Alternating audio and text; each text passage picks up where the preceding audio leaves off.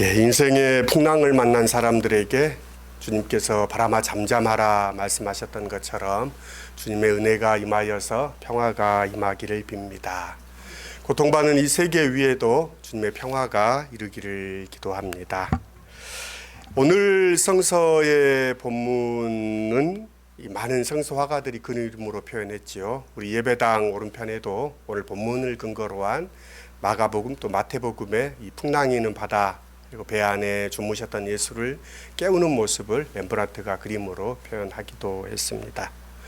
풍랑이 있는 바다는 어쩌면 예고 없이 고난이 들이닥치는 인생을 말하고자 할 때 가장 적절한 표현이 아닌가 생각합니다. 풍랑이 없는 바다가 없는 것처럼 고난이 없는 인생도 없습니다. 그런 이유로 바다의 풍랑을 배경으로 하는 이 본문은 많은 사람들의 관심과 공감을 받습니다. 많은 이들은 되도록 인생의 이런 풍랑을 만나기를 원하지 않습니다. 또 만나더라도 이겨낼 길을 알게 되기를 원하겠지요. 그러나 오늘 본문은 풍랑을 어떻게 이겨야 할지, 어떻게 피해야 하는지 가르쳐 주지 않습니다. 뿐만 아니라 극복할 방법도 제시하지 않습니다. 그런 점에서 인생의 고난에 어떻게 대면할지에 대한 지혜를 주는 이야기가 아니라는 점은 분명합니다.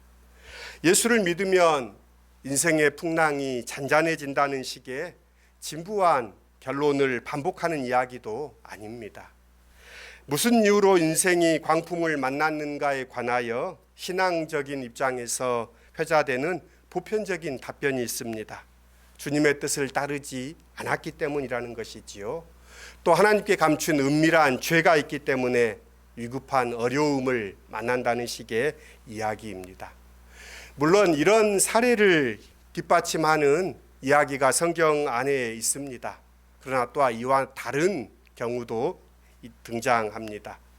갈릴리를 건너가는 예수와 제자들이 풍랑을 만나게 된 것은 전혀 상반된 원인 때문입니다. 그들이 무엇을 잘못해서가 아니라 예수께서 제자들에게 바다 건너편으로 가자라고 말씀하셨고 제자들은 그 명령을 따라서 배를 타고 건너가다가 거센 바람, 풍랑을 만난 것입니다. 말하자면 니느웨로 가라 하셨던 하나님의 명령을 거스리고 다시스로 가는 배를 탔다가 풍랑을 만난 요나의 이야기하고는 전혀 다른 상황입니다. 예수의 제자들이 성난 바다에서 고난을 당하는 이유는 예수의 말씀에 순종했기 때문입니다. 배를 타고 갈릴리 건너편으로 가는 것은 갈릴리에 사는 유대인들에게는 어쩌면 금기와 같았습니다. 갈릴리 건너편 거라사를 포함하여 10개의 이방 도시인 데가폴리스가 있는 지역입니다.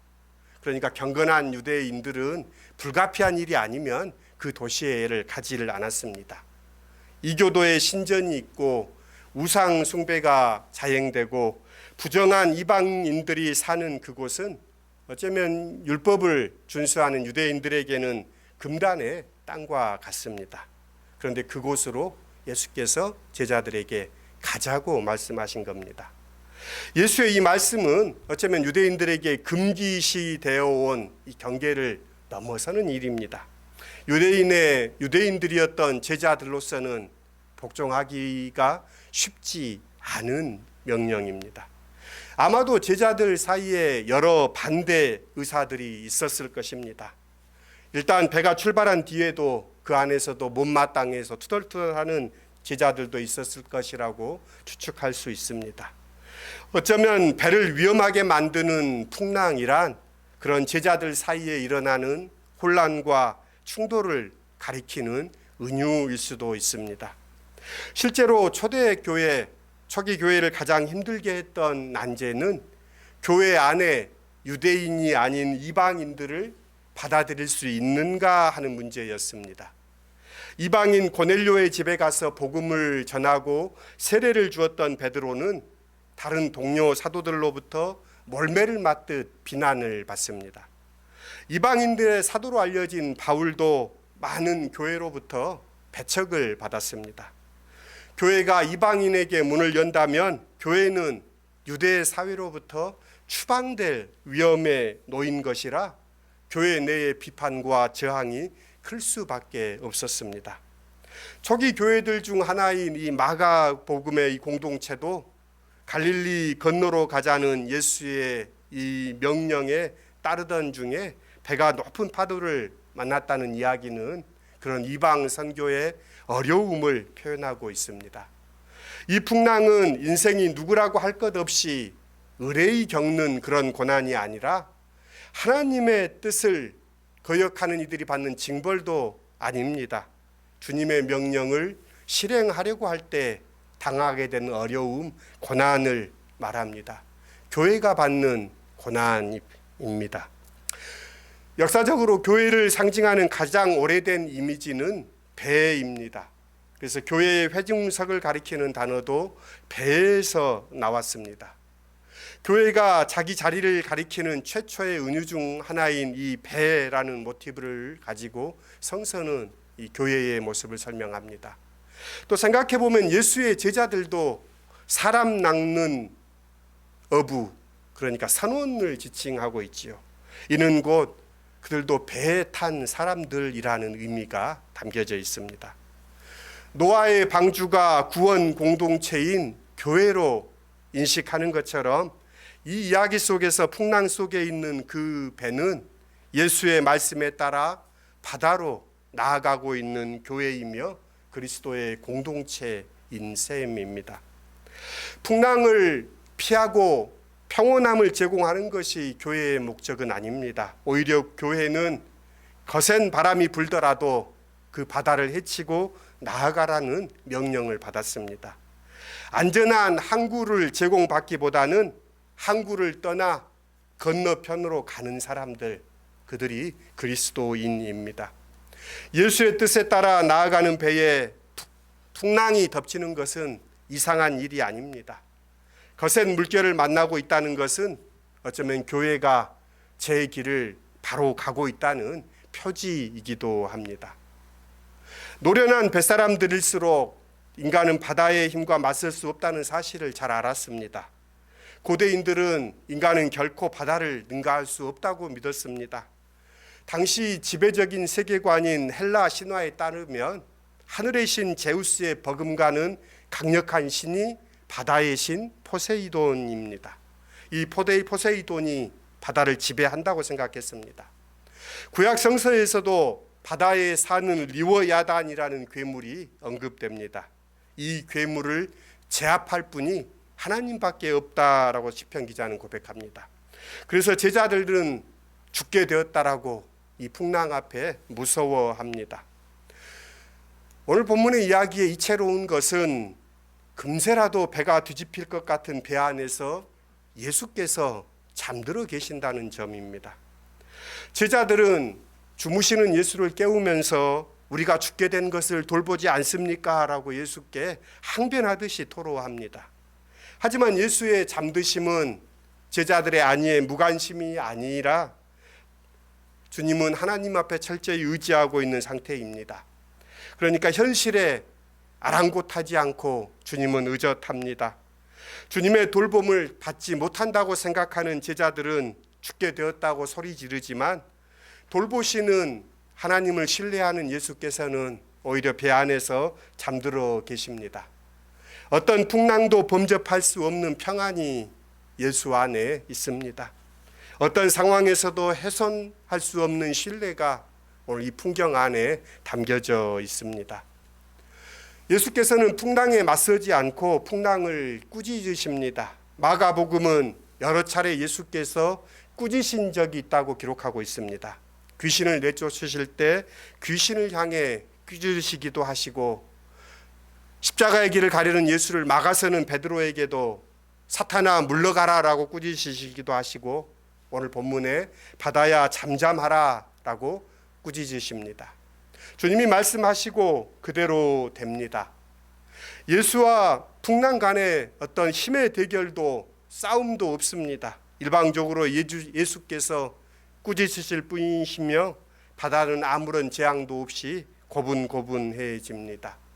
힘의 차이가 아니라 존재의 차이가 확인되는 대목입니다.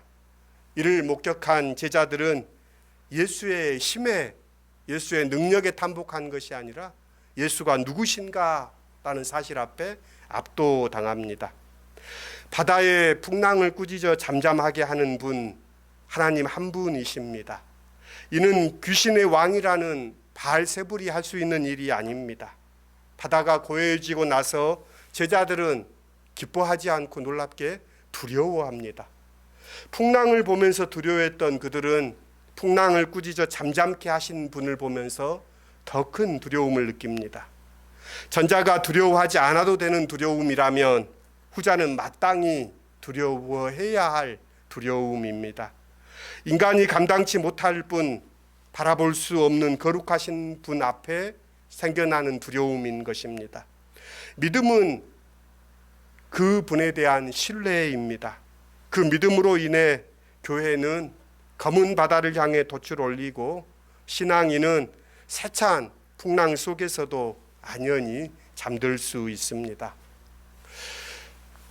저는 고양시 또 파주시에 살면서 좋은 점 몇 가지가 있습니다. 일전에 이야기했던 것처럼 하나는 석양이 참 아름답습니다.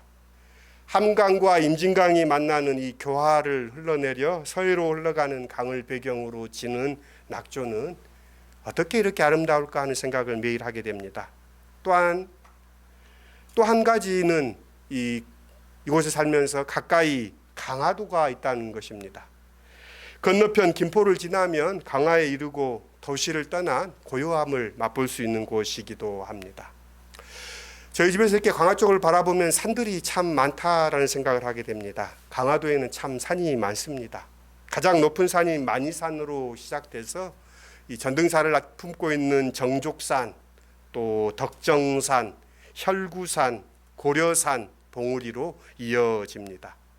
학자들은 이야기합니다. 이 산들이 강화도에서 끝나는 것이 아니라 한강 하구 물밑으로 흘러서 건너편 송악산, 그러니까 이 개성 쪽에 있는 북한에 있는 송악산과 맞닿아 있고 이게 마신령 산맥의 한 자락이다라고 이야기를 한 것을 읽어봅니다. 그러면서 생각해 봅니다. 각각의 산이 별개의 산이 아니라 산맥이라는 줄기에 솟아난 봉우리들이라는 사실입니다. 그 산맥들을 생각해 보면서 우리 역사의 큰 줄기, 나아가 하나님 나라의 역사의 그 줄기들을 생각해 봅니다. 우리 한국의 근현대사는 참으로 참혹했던 일, 슬펐던 일, 처참했던 사건들이 많습니다. 그리고 이 일들이 개별적인 일들이 아니라 어쩌면 하나님의 나라, 하나님께서 이루고자 하는 정의와 평화의 나라를 향해 가는 수많은 사람들의 몸짓과 그 물줄기 속에 생겨난 저항, 또 거기에 가해졌던 폭력과 폭압으로 생겨난 경랑이지 않는가 생각을 합니다. 수백만 명의 사람이 전쟁으로 죽었고요, 또 1000만 이상이 이산 가족이 되었고, 수많은 사람들이 잿더미 위에서 폐허 위에서 극심한 가난과 굶주림을 경험했던 고통의 시기를 이 나라는 74년 전 경험했습니다. 이 사건만 따로 있는 것이 아니라 일제에 의한 한일합방 이후에 계속되는 수탈을 우리가 경험했고요, 또 해방 이후에는 미군정 하에 제주 4.3 사건도 있었고, 그러면서 이 남북한의 어떤 단독 정부 수립, 그리고 그 이후에 맞게 된 6.25 전쟁, 또 이승만의 독재, 4.19, 박정희의 군사 쿠데타와 장기 집권, 유신과 11.6, 서울의 봄, 또 좌절된 12.12 군사 쿠데타의 다시 일어남, 그리고 1987년 60 민주항쟁, 문민정권과 정권교체, 또 촛불과 탄핵. 그래서 오늘도 여전히 참 현실은 암담하고 악인이 승승장구하는 것처럼 보이지만 그 모든 사건이 별개의 사건이 아니라 역사의 발전 속에 하나님의 나라를 향해 가는 그러한 과정 속에 있음을 생각해 봅니다. 6.25 전쟁이 일어난 지 연 74년이 되었습니다. 참 혹자는 그렇게 이야기도 합니다. 일제시대에 교회가 신사참배를 했기 때문에 교회가 또 분열했고 그 결과 6.25 전쟁이 일어났다고 주장합니다. 그러면서 하나님께서 우리 민족을 고난의 풀무 가운데 연단하시기 위해서 한국 전쟁이 일어났다는 식의 설교를 들은 적이 있습니다. 그럴 수도 있겠다라는 생각을 했던 적도 있습니다. 그러나 지금은 그렇게 생각하지 않습니다. 지금은 오히려 이 세계사의 장구한 역사의 흐름 속에서 하나님 나라를 역사를 발전 과정 속에서 악이 바로 하는 때의 임을 저는 생각합니다. 하나님은 악을 조정하시는 분이 아닙니다. 하나님은 어쩌면 악을 막으시고 악을 정으로, 악을 선으로 바꾸시는 분이십니다. 1,000,000 명을 죽게 하시는 분이 아니라 어떻게든 한 생명이라도 구원하시고자 오신 분이 하나님이시라는 사실 때문입니다. 예수께서는 이 땅에 악을 멸하러 오셨고 오히려 무수한 사람들을 통하여 평화의 씨앗을 뿌리려 하십니다. 이 역사의 경랑 앞에 누군들 두려운 사람이 없겠습니까? 전쟁이 일어났을 때 그 상황 속에 누군들 두려워하지 않을 수 있겠습니까? 그러나 주님은 우리에게 오히려 말씀하십니다. 씨앗이 뿌려졌으나 가시덤불 돌짝밭에 떨어져 결실하지 못한 것처럼 보이지만, 현실에서 하나님의 말씀이 패배한 것처럼 보이지만, 좋은 밭에 뿌려진 씨앗은 이런 실패를 넘어서서 많은 결실을 맺게 될 것이다. 누구도 주목하지 않는 겨자씨이지만 또 겨자풀이 되어 사람들에게 유용하고 새들이 깃드는 품이 될 것이다. 역사의 경랑 속에서 우리는 계속해서 생명을 귀히 여기고 정의를 추구하고 평화의 주님을 모셔야 합니다. 어떻게 살아가야 하는가? 이 풍랑 속에 어떻게 예수의 그 평안 가운데 우리도 동참할 것인가? 오늘 본문을 생각하면서 박노해 시인의 평화 나누기를 떠올랐습니다. 시인은 이렇게 이야기합니다. 어떻게 우리가 평화를 나눌 것인가?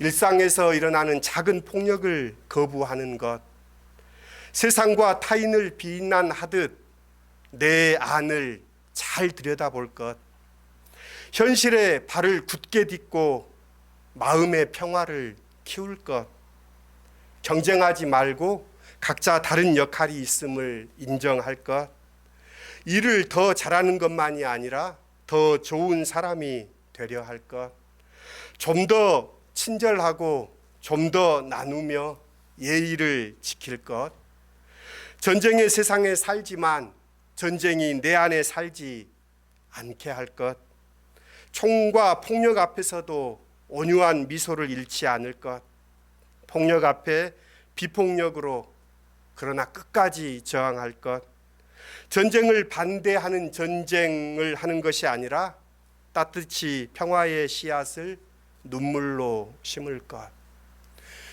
예수는 이 땅에 평화의 길을 내셨습니다. 자신을 죽임으로 여신 이 평화의 길, 우린 예수가 하나님의 공의라고 믿습니다. 그 주님께서 그 평화에 주님께서 잠잠하라 말씀하십니다. 주님이 그 말씀하실 그 목소리를 고대합니다. 역사의 경랑 속에 살아가는 우리들, 오늘 우리가 살아가는 삶의 자리에서 평화를 나누고 평화의 씨앗을 심는 시온 공동체, 시온 지체들이 될 수 있기를 바랍니다. 함께 기도하겠습니다. 건너편으로 가자는 주님의 말씀에 순종하여 나선 출항이건만 사나운 파도에 흔들리는 배는 제자들의 믿음을 흔적도 없이 사라지게 만들었습니다. 그런 두려움이 우리 인생에 무수히 덮쳐옵니다. 주님께서 잠잠하라 말씀하심으로 제자들이 주님이 누구이신지 알았던 것처럼 우리 주님이 누구이신지를 알고 우리에게도 믿음 주셔서 의연하게 주님의 길을 걷게 해 주십시오. 6.25 74주년을 맞이하는 주간입니다. 역사의 경랑, 너무나 뼈아픈 여전히 우리 삶에 영향을 남긴 6.25의 이 전쟁이 다시는 이 땅에서 일어나지 않게 하시며 악이 승리하지 못하도록 오늘 여기에 정의와 평화의 씨앗을 뿌리며 주님의 오심을 준비하겠습니다. 평화의 사람들로 저희들을 삼아 주십시오. 예수님의 이름으로 기도드립니다. 아멘.